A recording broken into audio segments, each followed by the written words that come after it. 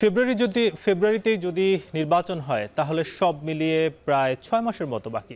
আগামী নির্বাচনে বড় দলগুলো যেমন নানা সমীকরণ করছে, তেমনি ছোট দলগুলোর মধ্যে আছে নানাভাবে জোটের আলোচনা। এর মধ্যে শোনা যাচ্ছে ইসলামী দলগুলোর হাত ধরে আসছে আরও একটি জোট। কি সেই জোট আর সমীকরণ কতটা? আজকের ভোটের ট্রেনে আলোচনা করতে চাই ভোটের জোট নিয়ে। পুরো আয়োজন জুড়ে আপনার সঙ্গে আছি নাজমুস সাকিব। ভোটের জোট তো সামনে হয়তো আসতে পারে, কিন্তু বাংলাদেশে যে প্রায় স্বাধীনতার পর 53 বছর এর যে নির্বাচন, সে সময় আমরা দেখেছি যে বিভিন্ন সময় একটি দলের সঙ্গে অন্য একটি দলের নানাভাবে জোট হয়েছে। দেখে আসতে চাই যে এই যে জোটগুলো রাজনৈতিক দলগুলো করেছে কি সেটা কেমন ছিল। দেখাই যাচ্ছে যে রাজনৈতিক জোট আসলে 1976 সালে আমরা প্রথম দেখেছি যে ইসলামিক ডেমোক্রেটিক লীগ বা আইডিএল নামে। সেখানে কিন্তু 4টি দলকে দেখা গেছে, যে নিজাম ইসলামী পার্টি এবং জামায়াত ইসলামী সহ সব মিলিয়ে আরও 2টি দল, মোট 4টি দল কিন্তু দেখা যায়। এবং 1990 সালে কিন্তু আরও একটি জোট হয়েছে ইসলামী ঐক্য জোট নামে, যেখানে বাংলাদেশ খেলাফত মজলিস, খেলাফত আন্দোলন এবং নিজাম ইসলামী পার্টি সহ মোট 6টি দল কিন্তু এই 90-এর যে ইসলামী ঐক্য জোট সেটা কিন্তু করেছে। এর বাইরেও আসলে আমরা দেখেছি যে 90-এর পরে কিন্তু বেশ কিছু জোট হয়েছে, যেমন 2001 সালে ইসলামী ঐক্য ফ্রন্ট নামে একটি জোট হয়েছে, যেটা জাতীয় পার্টি অর্থাৎ এরশাদ সমর্থিত যে জাতীয় পার্টি এবং ইসলামী শাসনতন্ত্র আন্দোলন, যেটা ইসলামী আন্দোলন বাংলাদেশ নামে পরিচিতি পেয়েছে সাম্প্রতিককালে, সেটা সব এখানে কিন্তু 5টি দল মিলে ইসলামী ঐক্য ফ্রন্ট করেছে। এর পরেও কিন্তু বেশ কিছু জোট আসলে হয়েছে, যেখানে 2004 সালে কিন্তু 18 দলীয় মহাজোট দেখেছি, যেটা বিএনপির নেতৃত্বে। সেখানে ছিল বাংলাদেশ জামায়াত ইসলামী এবং জাতীয় পার্টি অর্থাৎ বিজেপি যারা বলা হয়, সেই দলগুলো সহ মোট 18টি দল কিন্তু 2004 সালে 18 দলীয় মহাজোট করে।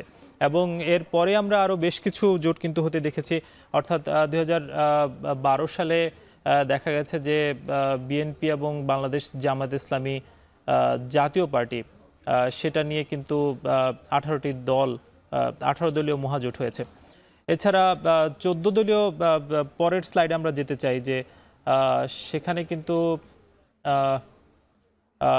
2022 সালে 12 দলীয় জোট একটি হয়েছে, যেখানে জাতীয় পার্টি কিংবা জাফর যিনি নেতা, তার অধীনে এবং বাংলাদেশ কল্যাণ পার্টি এবং বাংলাদেশ লেবার পার্টি সব মিলিয়ে 12টি দল কিন্তু 2022 সালে 12 দলীয় জোট কিন্তু করে।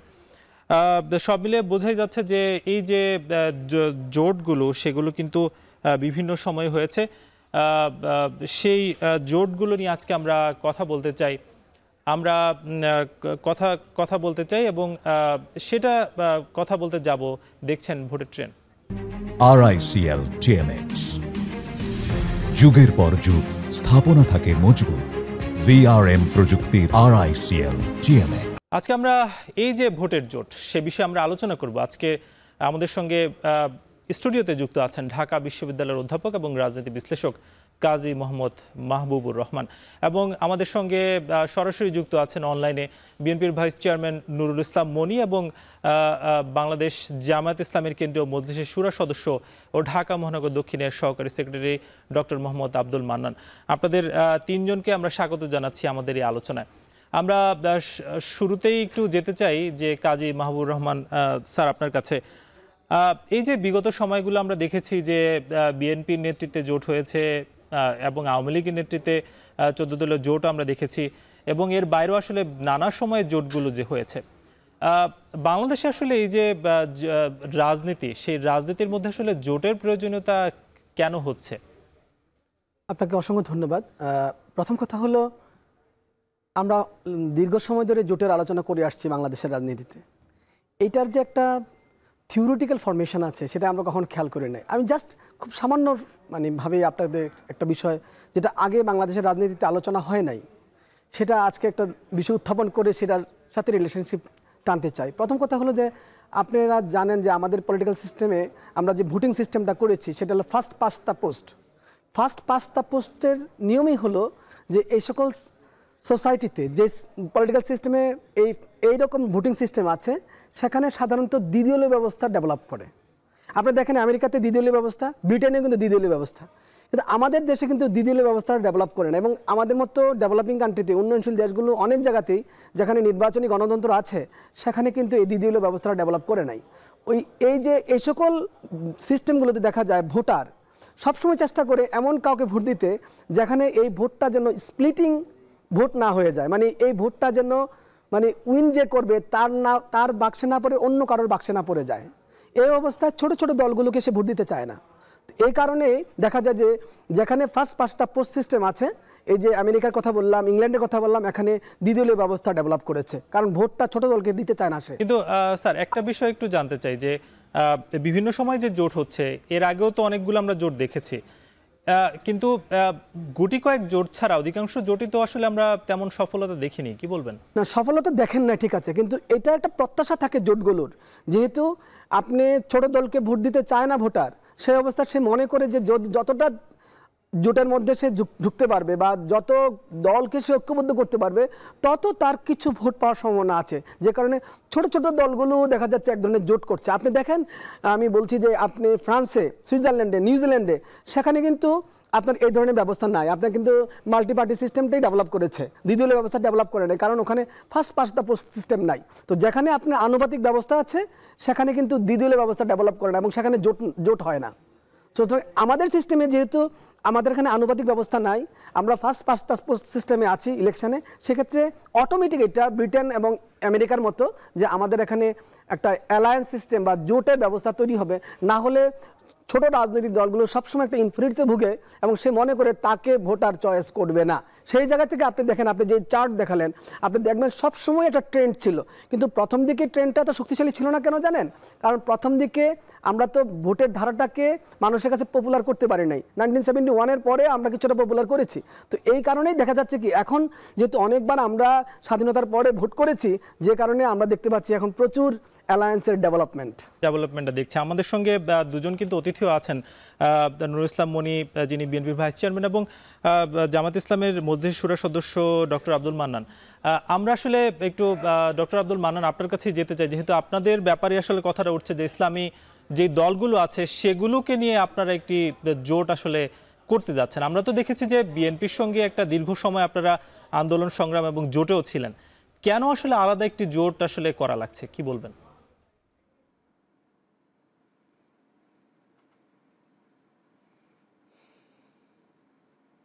আমাদের এখানে যুক্ত আছেন সহ-আলোচক যারা, সবাইকে ধন্যবাদ জানাচ্ছি। প্রথম যে কথাটি বলতে চাই যে আপনি বলেছেন যে ইসলামী দলগুলোকে নিয়ে আমরা শুধু জোট করছি, বিষয়টা সঠিক নয়। ইসলামী দলগুলোর পাশাপাশি যারা ইসলামকে ভালোবাসেন, ইসলামকে পছন্দ করেন, ইসলামকে ওন করেন, রাইটিস্ট এবং যারা আদল এবং ইনসাফ চান, যারা দুর্নীতিমুক্ত বাংলাদেশ চায়, যারা চাঁদাবাজ দখলবাজ মুক্ত বাংলাদেশ চায়, তাদেরকে নিয়েই আমরা জোট করতে চাই। শুধু যে ইসলামী দল তা নয়, এ বিষয়টা আমি প্রথমেই ক্লিয়ার করলাম। দেখেন, বাংলাদেশে জোটের রাজনীতি শুধু যে বাংলাদেশেই হয়েছে তা না, পৃথিবীর বিভিন্ন দেশে রয়েছে। আমরা যদি আল্লাহ রসুল সাল্লাহ সাল্লামের জীবনের দিকে ফিরে যাই, তাহলে 6ষ্ঠ হিজরিতে হুদাইবিয়ার যে সন্ধি হয়েছিল, সেই হুদাইবিয়ার সন্ধিতে একটা ক্লজ ছিল এরকম যে যে কোনো গোত্র বা দল ইচ্ছা করলে আল্লাহ রসুল সাল্লাহ সাল্লামের দলের সাথে বা জোটের সাথে জোট করতে পারবে, যে কোনো দল চাইলে মক্কার কাফেরদের সাথেও জোট করতে পারবে। তাহলে এই যে অ্যালায়েন্সের যে রাজনীতি, এটা কিন্তু অনেক পুরাতন, এটা নতুন কোনো টার্ম না।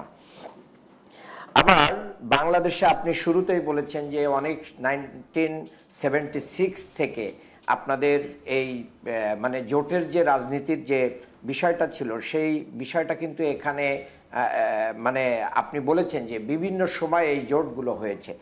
এখন আমি যেটা বলতে চাই যে স্যার একটু আগে যেটা বলছিলেন যে পৃথিবীর অনেক দেশে জোটবদ্ধ রাজনীতির কোনো প্রয়োজন হয় না। কেন প্রয়োজন হয় না? সেখানে কিন্তু এই ফার্স্ট পাস দ্য পজিশন, এই যে এফপিটিপি, এই সিস্টেমের যে নির্বাচন সেখানে নাই, যার কারণে এখানে প্রতিটা ছোট ডাল তার আনুপাতিক হারে যে ভোট পাবেন, সেই ভোটের অধিকারের ভিত্তিতেই তিনি সংসদে তার সদস্য প্রেরণ করতে পারবেন। এই জন্যই বাংলাদেশ জামাত ইসলামী কিন্তু বলছে যে পিয়ার পদ্ধতি আসুক, তাহলে এই যে মানে ফ্যাসিস্ট হওয়া এবং একনায়কতন্ত্র হওয়ার যে পজিশনটা সেটা কি হয়ে যায়, সেটা কিন্তু শেষ হয়ে যায়।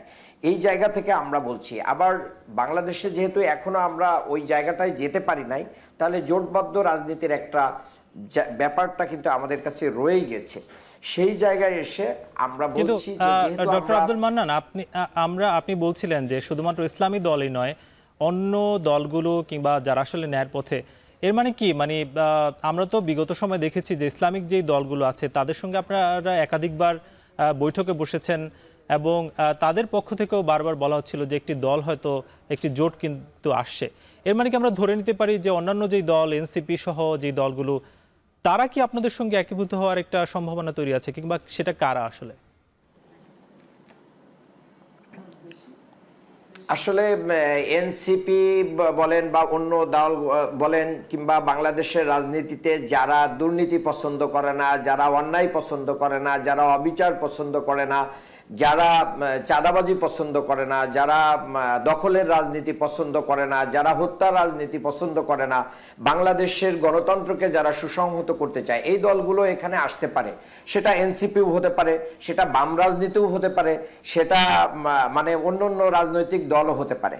তবে খুব গভীর উদ্বেগের একটা বিষয়, সেটা হচ্ছে এই যে কিছুদিন আগে বিএনপির ভারপ্রাপ্ত চেয়ারম্যান তারেক রহমান সাহেব বলেছেন যে বাংলাদেশের চরমপন্থা এবং মৌলবাদের উত্থান হতে পারে। তাহলে বাংলাদেশের চরমপন্থা মৌলবাদের উত্থান হতে পারে আপনারা এটা বলছেন, আবার আপনারা চলে যাচ্ছেন চট্টগ্রামের মানে হেফাজত ইসলামের দরবার শরীফে, এবং আপনারা বিভিন্ন মাজারে যাচ্ছেন, আপনারা জমিয়াতুল মুদারিসিনের কাছে যাচ্ছেন, বিভিন্ন হুজুর মৌলবাদীদের কাছে যাচ্ছেন।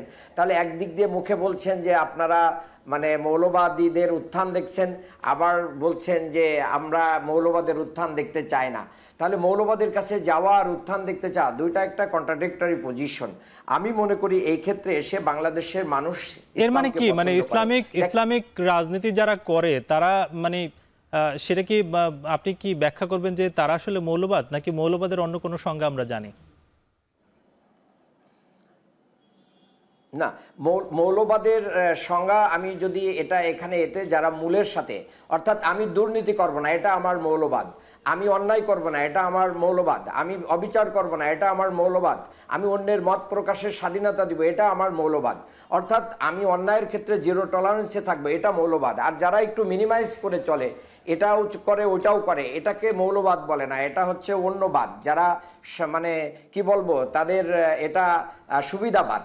এই সুবিধাবাদের ভিত্তিতে যারা রাজনীতি করেন তারা মৌলবাদকে পছন্দ করেন না, আমি সেটাই মনে করি।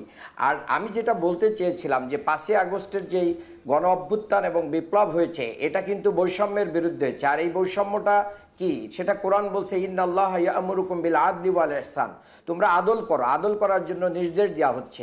তো কাজেই আগামীর বাংলাদেশে যারা আদল করতে চাইবে, ন্যায় প্রতিষ্ঠা করতে চাইবে, সেরকম সকল দলের সাথে বাংলাদেশ জামাত ইসলামী সেই দলগুলো নিয়ে আপনারা আসলে জোট করতে চান। মান্নান ভাই, আপনার কাছে আমরা আসবো, তবে একটু মনিভার কাছে যেতে চাই যে আমরা তো দেখেছি যে একটি দীর্ঘ সময় আপনারা জামাতের সঙ্গে রাজনীতি করেছেন এবং আওয়ামী লীগের আমলে সেটা একজন আরেকজনকে একেবারে ছেড়ে যাননি। এখন তো আসলে আপনারা আগামীতে হয়তো নির্বাচনটা হবে, কিংবা বলা হচ্ছে যে জামাতের নেতৃত্বে হয়তো আরেকটি জোট আসছে।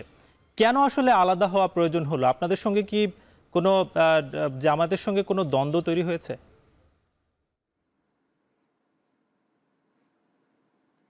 এ তো আমাকে প্রশ্ন করেছেন, তাই না? জি মনি ভাই, আপনাকে আমাকে প্রশ্ন করেছেন তো আপনি আমার। হ্যাঁ জি, এই কথাটা আপনারা যেমন একটা সরাসরি, আমি আমার যারা দর্শক শ্রোতা আমরা শুনতে পাচ্ছি, তাদের সকলকে ধন্যবাদ জানাই আমার এই বক্তব্য শোনার জন্য। আর হ্যাঁ, আর আমার এখানে ইকো হচ্ছে, আমার কথা বলতে অসুবিধা হচ্ছে, যে আমি কথা বলছি আবার ইকো হচ্ছে আবার সে।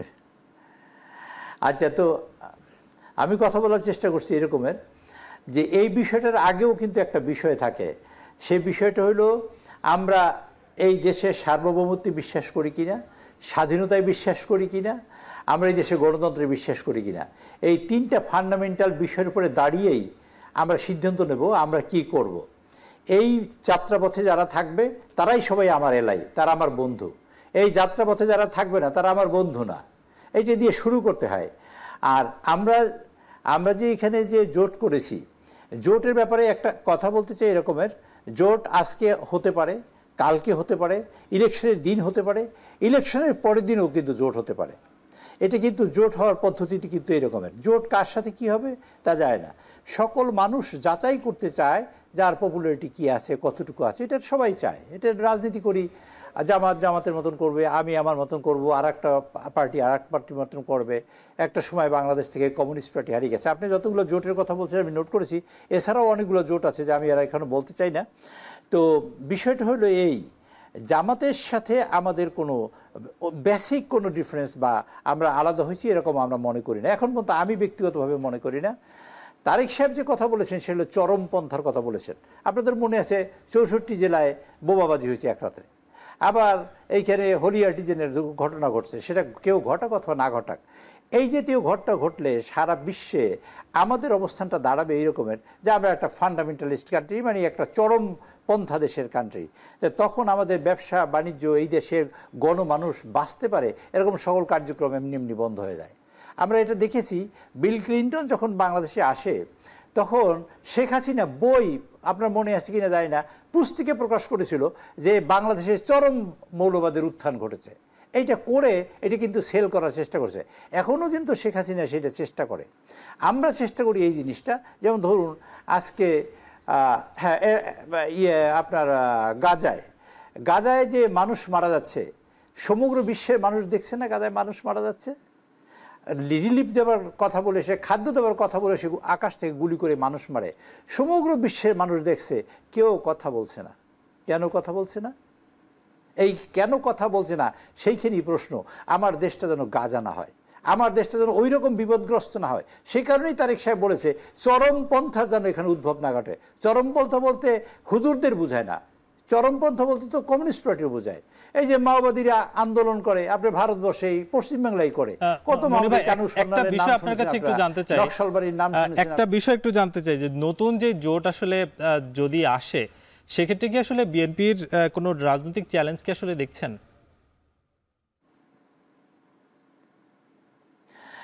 এই কথাটাও আবার কিন্তু একটু পরিষ্কার করে বলতে হয়।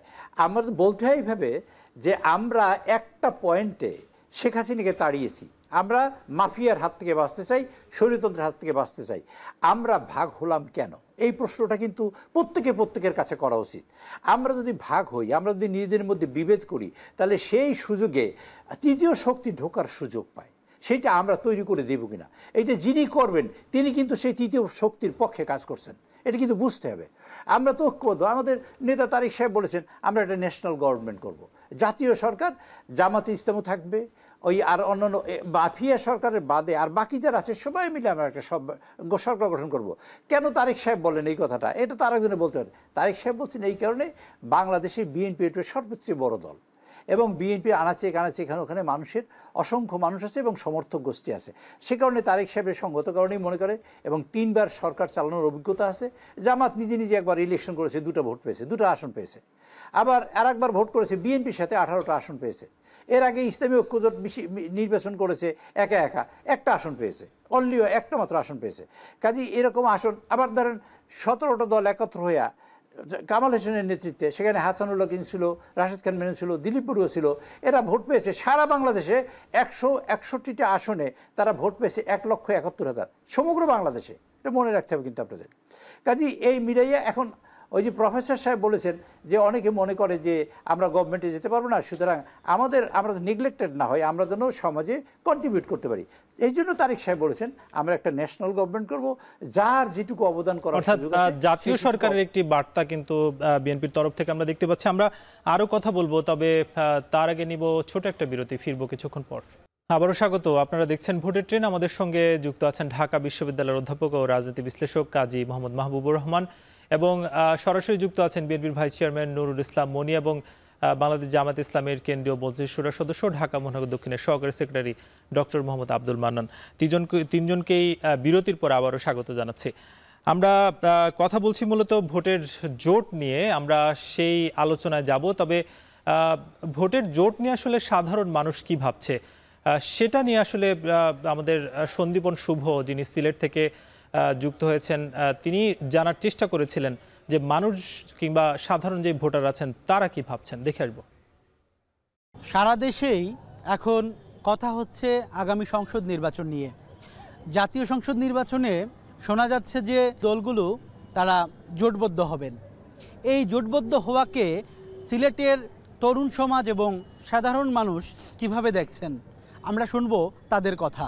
দলগুলো অনেক সময় তাদের স্বার্থের জন্য বিভিন্নভাবে জোটবদ্ধ হয়েছে, কিন্তু সুফলগুলো তেমন একটা আসে নাই। যদি আপনার জোটবদ্ধ হয় একটা বিরোধী দল তৈরি হয়, তাহলে মনে করেন যে মানে আমরা সাধারণ জনগণ যেটা মনে করি যে যখন যেই আপনার ক্ষমতায় থাকুক বা আসুক, দেশের রাজনীতির অবস্থানটা ভারসাম্য থাকবে। সবাই যদি একত্রিত হয়ে কোনো কিছু করে তাহলে হয়তো একটু চ্যালেঞ্জিং হতে পারে। শক্তিশালী বিরোধী দল না থাকার কারণে আসলে ক্ষমতাসীন দলের সমালোচনাটা করা হয় না। তারা যদি একসাথে হয় তাহলে তারা দেখা যাচ্ছে যে অনেক জায়গায় বিএনপি, বিশেষ করে এখন তো বড় দল বিএনপিকে চ্যালেঞ্জের মুখোমুখি করে ফেলবে। নানা মতের এখানে একটা প্রাধান্য পাবে। যখনই আপনি আপনার বেষ্টনী নিয়ে শুধু কাজ করবেন বা আপনার সমমতের মানুষদের নিয়ে কাজ করছেন, তখন কিন্তু অনেক কিছু উপেক্ষিত থেকে যাচ্ছে। কিন্তু আপনি যদি একটু জোটে গেলে তখন কিন্তু অনেক মানে যে যাদের মানে পিছিয়ে পড়া যারা বা যাদের ওই ভয়েসগুলো কিন্তু উঠে আসবে। এটা একদিকে পজিটিভ। যারা জোট করছে তারা কিছুটা তো ভূমিকা রাখতে পারবে, কিন্তু অবভিয়াসলি একদম মানে সব আনপ্যারালালি তারা জিতে যাবে এরকম আমি মনে করছি না। যারা অন্যান্য দল আছে, ছোট ছোট দল মিলে একটা গ্রুপ তৈরি হতে পারে বিরোধী দল হিসেবে। শক্তিশালী একটা বিরোধী দল না থাকলে সত্যিকার অর্থে ডেমোক্রেসি প্রতিষ্ঠিত হবে না। ডেমোক্রেসির জন্য শক্তিশালী বিরোধী দল দরকার। দলগুলো যদি জোটবদ্ধ হয় তবে কি চ্যালেঞ্জের মুখোমুখি হচ্ছে বিএনপি? আমরা আসলে মানুষের কিংবা সাধারণ যে ভোটার আছে তাদের কথা শুনছিলাম। আমরা একটু স্টুডিওতে আসতে চাই যে স্টুডিওতে তিনজন অতিথি আসলে আমাদের সঙ্গে যুক্ত আছেন। শুরুতে একটু যেতে চাই মাহবুবুর রহমান আপনার কাছে। এই যে জোট নিয়ে আসলে আমরা বিএনপি জামাত দুজনের কথা শুনলাম, মানুষের কথাও শুনলাম। কেউ আসলে জিনিসটাকে পজিটিভলি বলছেন, আবার নানা ধরনের সমস্যার কথাও বলছিলেন। একটা বিষয় আসলে তৈরি হচ্ছে, এই যে আগামী যে নির্বাচন, সেখানে আসলে শক্তিশালী সরকার কিংবা শক্তিশালী বিরোধী দল, এটাতে আসলে কতটা যদি জোট হয় ভূমিকা কতটা রাখবে আসলে? আমি আপনাকে প্রথমেই বলেছিলাম, এটা যে থিওরিটার কথা বলছিলাম সেটা হলো ডুভার্জার ল। মানে আমাদের মানে রাষ্ট্রবিজ্ঞানের পলিটিক্যাল সায়েন্স থিওরিগুলোতে রাজনৈতিক দল নিয়ে যারা আলোচনা করে তার মধ্যে ক্লাসিক। তো এটা অটোমেটিক ব্যাপার যে যেখানে আপনার first past the election system থাকবে, সেখানে মানে একটা পর্যায়ে জোট ডেভেলপ করবে। কারণ সে তো এককভাবে সরকার গঠন করতে পারে না অনেক সময়। তো সে কারণে তাকে ইলেকশনের আগেই এমন শক্তি দেখাতে হয় যে তার সাথে আরও অনেকেই আছে। তো এই অবস্থায় আমাদের এখানে কিন্তু একটা দ্বিদলীয় ব্যবস্থা ডেভেলপ করেছিল কিছুদিন আগে। কিন্তু যেহেতু দ্বিদলীয় ব্যবস্থার মধ্যে একটা দল দীর্ঘদিন যাবৎ কর্তৃত্ববাদ এবং ফেসিবাদের প্রতিষ্ঠার নেতৃত্ব দিয়েছে, সে কারণে কিন্তু মানে রাজনৈতিক দলের একটা ধারা তো অফ হয়েছে। আরেকটা ধারার ক্ষেত্রে কিন্তু এখন সেখান থেকে সরকার গঠন হবে, সেখান থেকে কিন্তু বিরোধী দল হবে। আমরা কিন্তু কখনোই এক্সপেক্ট করতে পারি না কে সরকার গঠন করবে অথবা কোনটা শক্তিশালী বিরোধী দল, কোনটা শক্তিশালী সরকারি দল। আমাদের বিবেচনা করতে হবে মানুষের পছন্দটা। তো জোট গঠনের মাধ্যমে সুবিধাটা কি, মানুষের পছন্দটাকে অ্যাকিউমুলেট করা যায়। যত বেশি মানুষের পছন্দকে আপনি অ্যাকিউমুলেট করবেন, তত বেশি কিন্তু আপনার ভোট পাওয়ার সম্ভাবনা বেশি। আর যত বেশি আপনি ভোট পাবেন, ততই তো আপনি সরকার গঠন করা শক্তিশালীভাবে করতে পারবেন। অথবা আপনি যদি সরকার গঠন নাও করতে পারেন, তখন কিন্তু আপনি শক্তিশালী বিরোধী দল হিসেবে থাকবেন। কিন্তু আমাদের এখানে একটা ধারণা তৈরি হয়ে আসছে যে আমাদের এখানে একটা শক্তিশালী বিরোধী দল লাগবে। আপনি দেখেন মালয়েশিয়াতে কিন্তু দীর্ঘদিন যাবৎ মাহাথির মোহাম্মদ যতদিন শাসন করেছেন, ততদিন কিন্তু যদিও ওটা সেমি ডেমোক্রেটিক সিস্টেম, ঠিক ফুল ডেমোক্রেসি না। এবং পৃথিবীতে খুব কম রাষ্ট্রই আছে ফুল ডেমোক্রেটিক। মাত্র গত আলোচনায় আমরা দেখেছি ডেমোক্রেসি ইন্ডেক্সে মাত্র 22-23টা রাষ্ট্র হলো ফুল ডেমোক্রেটিক। সো এই সেমি ডেমোক্রেটিক সিস্টেমে আমরা কিন্তু লম্বা সময় ধরে প্রায় 20 বছর 22 বছর ধরে আমরা দেখেছি যে ওখানে কিন্তু কোনো ধরনের এই ছোট বিরোধী দল নাই।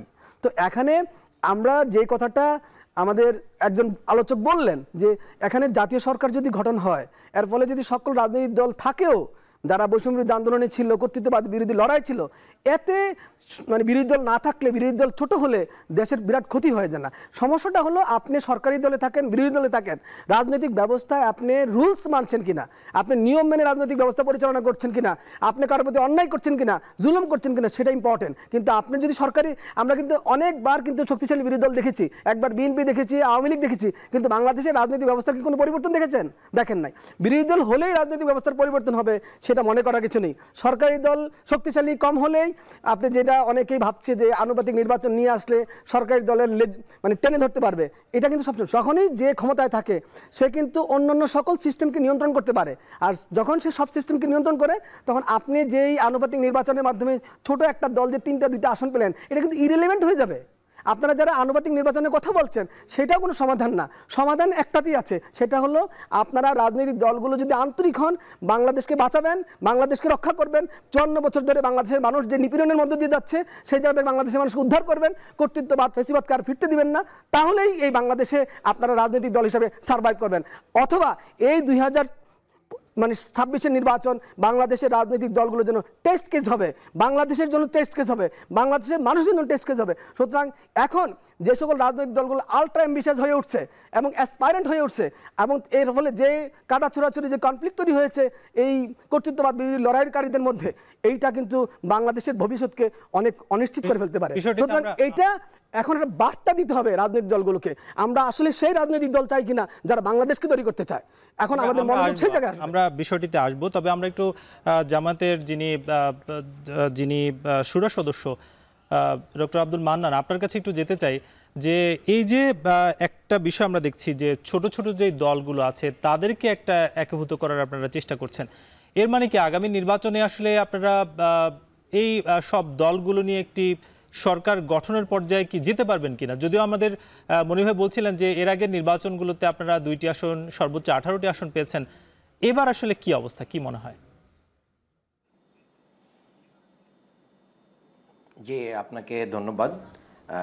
আসলে এবার যেটা হবে, যেটা 54 বছরের ইতিহাস ব্রেক হয়ে একটা অবিস্মরণীয় কিছু ঘটবে বাংলাদেশে, আমরা সেটা বিশ্বাস করি। তার মূল কারণ হচ্ছে এটাই যে দীর্ঘ 15-16 বছরের ফ্যাসিবাদকে আমরা মানে উৎখাত করতে পারি নাই, বা সেটা রিমুভ করতে পারি নাই, সেখানে মানুষের ভোট অধিকার নিশ্চিত করতে পারি নাই। কিন্তু একদল তরুণ প্রজন্ম এবং দেশের সাধারণ মানুষ এবং সব দলমত নির্বিশেষে ঐক্যবদ্ধ হয়ে আমরা সেটা তাড়াতে সক্ষম হয়েছি। এই শেখ হাসিনা চলে যাওয়ার পর বাংলাদেশের মানুষের আকাঙ্ক্ষা কি? বাংলাদেশের মানুষের আকাঙ্ক্ষা হচ্ছে, আচ্ছা মানন ভাই, একটা বিষয় আপনার কাছে জানতে চাই যে এই যে দলগুলো যাদের সাথে আপনাদের কথা হয়েছে, কোন দলগুলো আসলে আপনাদের এখানে একীভূত হচ্ছে? হ্যাঁ, আমি ওইখানে আসছি, আমি ওই পয়েন্টে আসছি। সেই জায়গা থেকে বাংলাদেশের মানুষের যে আকাঙ্ক্ষার নির্বাচন, সেই আকাঙ্ক্ষার নির্বাচনে ইতিমধ্যেই বেশ কয়েকটি জরিপ দেখা গেছে, বিআইজি করেছে, সুজন করেছে, আরও অনেকেই করেছে। সেই জায়গায় তো দেখা গেছে যে প্রায় 48% মানুষ এখনও সিদ্ধান্ত নেয় নাই, বাট যারা সিদ্ধান্ত নিয়েছে তাদের ভিতরে রেশিওতে বিএনপি, জামাত, তারপরে এনসিপি, আদার্স মিলায়ে মোটামুটি একটা অবস্থা আছে। এখন সেই জায়গায় এসে যদি আমরা 48% মানুষকে কি চাই সেটাকে যদি আমরা কি করতে পারি, আমরা হাইলাইট করতে পারি, এবং জামাতের সাথে ইসলামী দলগুলো এবং এনসিপি তো গঠিতই হয়েছিল বৈষম্যের বিরুদ্ধে, তাহলে সেই জায়গায় যদি তরুণ প্রজন্ম জেন জি যেটা চাচ্ছে সেটাকে যদি আমরা ধারণ করতে পারি, তাহলে আমার বিশ্বাস যে আগামী দিনে বিএনপি যেটা মনে করছে যে তারা আগামী দিনে সরকার গঠন করবে। এবং এনসিপির প্রশ্ন একটু আসতে চাই মানন ভাই, যে এনসিপি কি আপনাদের সঙ্গে যুক্ত হচ্ছে জামাতের সঙ্গে? আমি একটু শেষ করি। আমি বলছি না যে জামাতের সঙ্গে এনসিপি আসবে, এই কথা আমি বলছি না, বাট মানে জামাতের সাথে এনসিপি আসার অনেকগুলো কারণ রয়েছে।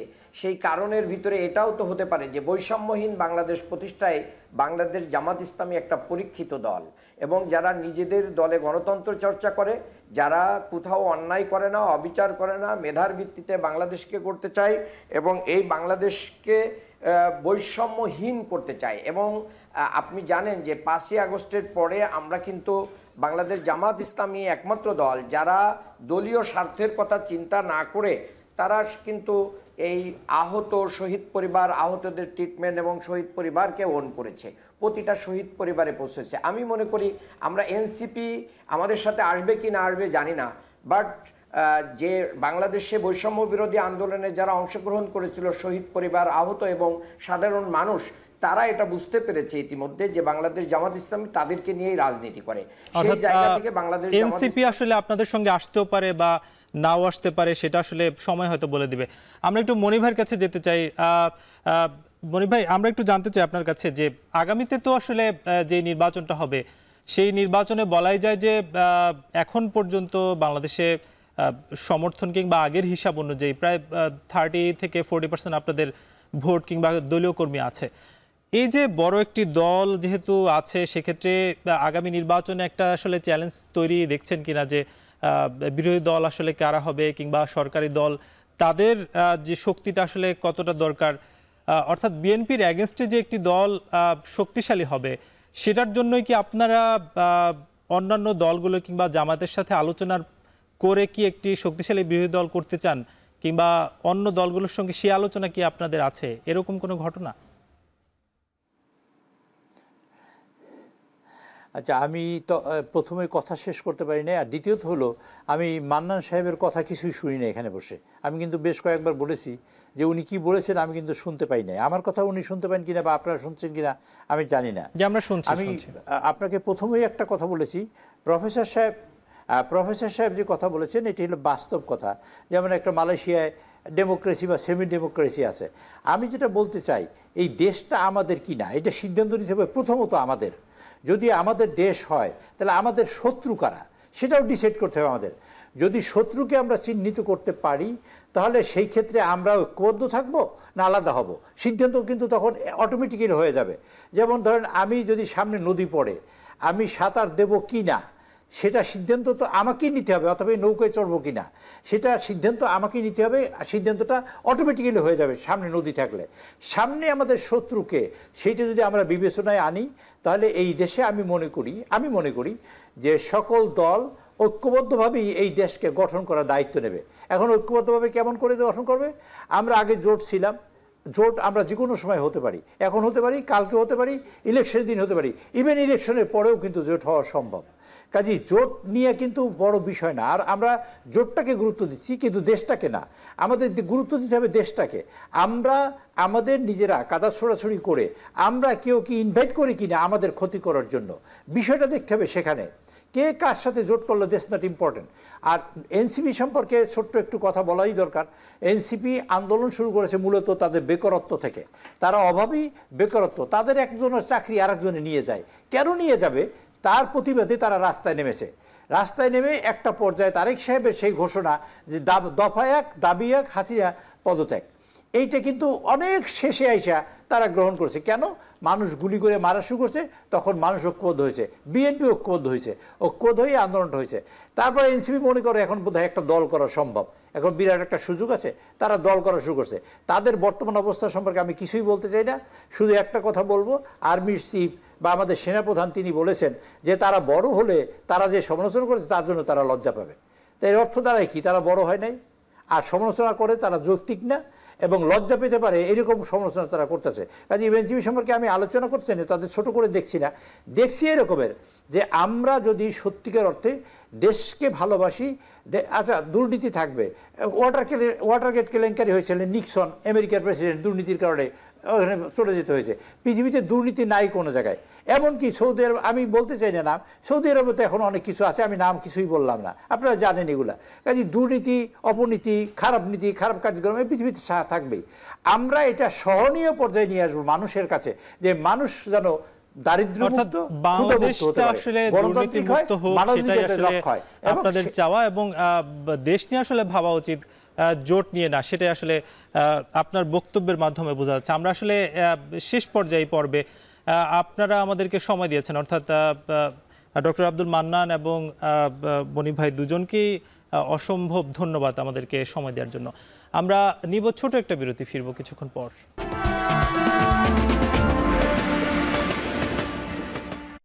আবারও স্বাগত। আপনারা দেখছেন ভোটের ট্রেন। আজ আমাদের সঙ্গে আলোচনার জন্য যুক্ত আছেন ঢাকা বিশ্ববিদ্যালয়ের অধ্যাপক ও রাজনীতি বিশ্লেষক কাজী মোহাম্মদ মাহবুবুর রহমান। আমরা আলোচনা করছি ভোটের জোট নিয়ে। তবে আজকে সারাদিন ভোটের মাঠে কি কথা ছিল সেটা একটু দেখে আসতে চাই। অনেকে বলে আমরা নাকি সংস্কার চাই না, আমাদের প্রতিপক্ষরা বলার চেষ্টা করে, অথচ এই সংস্কারের বিষয়টা, এই যে কনসেপ্ট, এটা প্রথম কিন্তু 2016 সালে দেশনেত্রী বেগম খালেদা জিয়া ভিশন 2030-তে নিয়ে এসেছিলেন এবং সেখানেই তিনি রাষ্ট্র কাঠামো পরিবর্তনের কথা বলেছিলেন। এই নির্বাচন অনুষ্ঠান নিয়ে কোন রাজনৈতিক ব্যক্তি বা গোষ্ঠীর বক্তব্য, মন্তব্য কিংবা নিত্য নতুন শর্ত বা শর্তের প্রস্তাবনা সামগ্রিকভাবে জনমনে বিভ্রান্তি সৃষ্টির একটি কারণ হয়ে দাঁড়িয়েছে।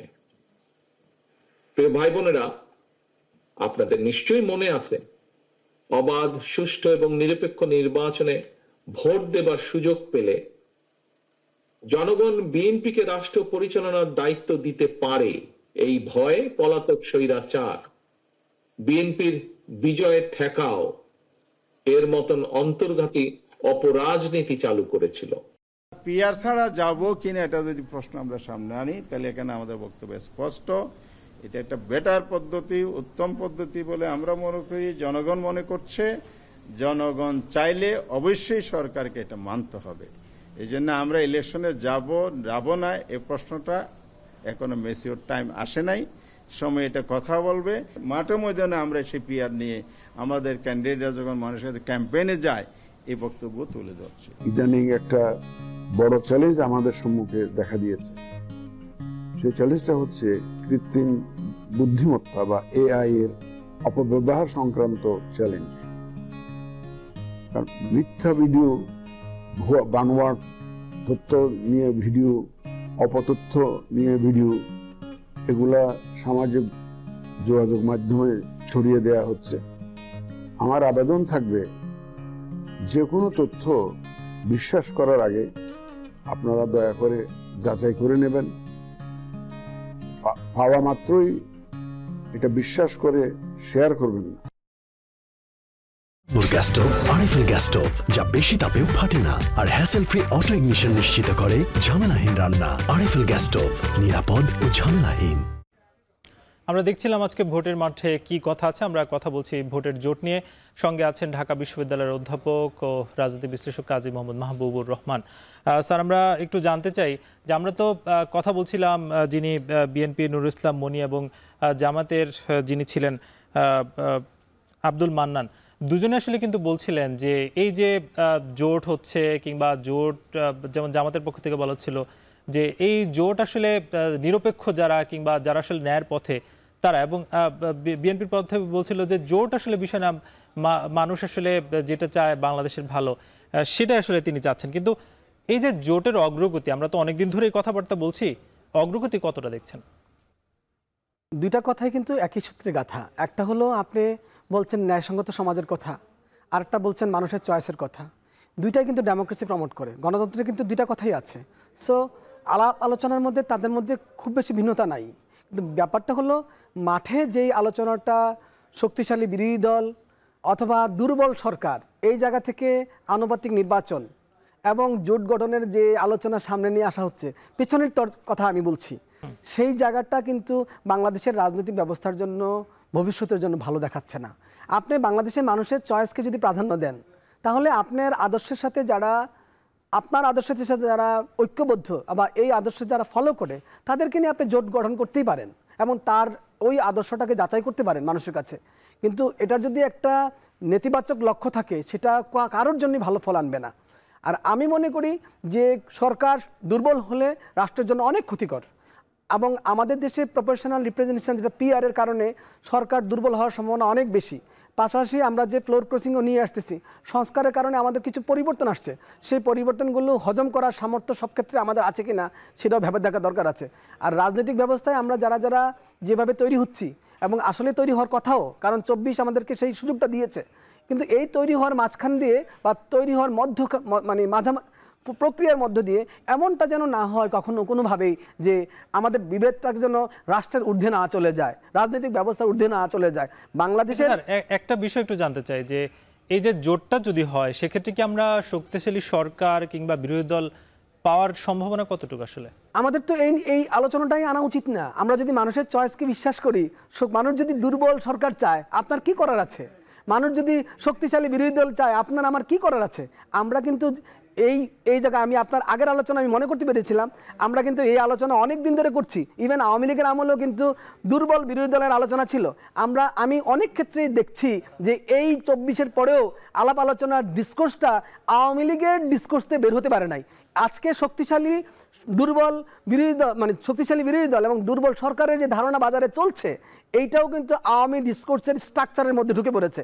এইটা রাষ্ট্রের জন্য ভালো না।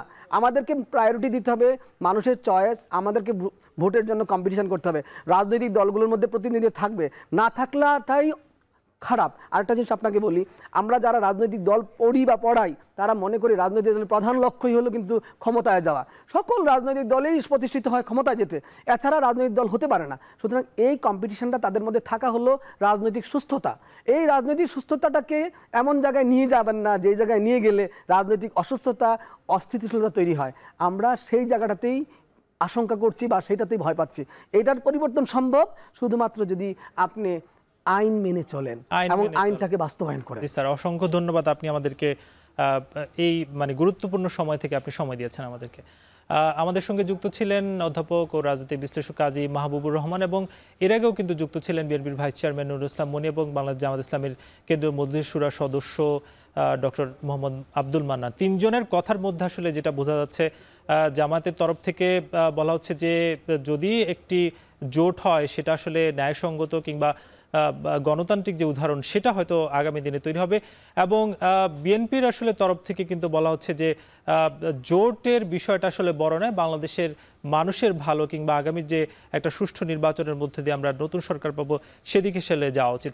এবং মাহবুবুর রহমান তিনিও কিন্তু জানাচ্ছিলেন যে এই জোটের আড়ালে যাতে অন্য কিছু না থাকে এবং আগামীর যেই নির্বাচন এবং আগামীর যে বাংলাদেশ সেটা যে সব দলগুলোই যাতে ধারণ করে সেটা আসলে তার চাওয়া।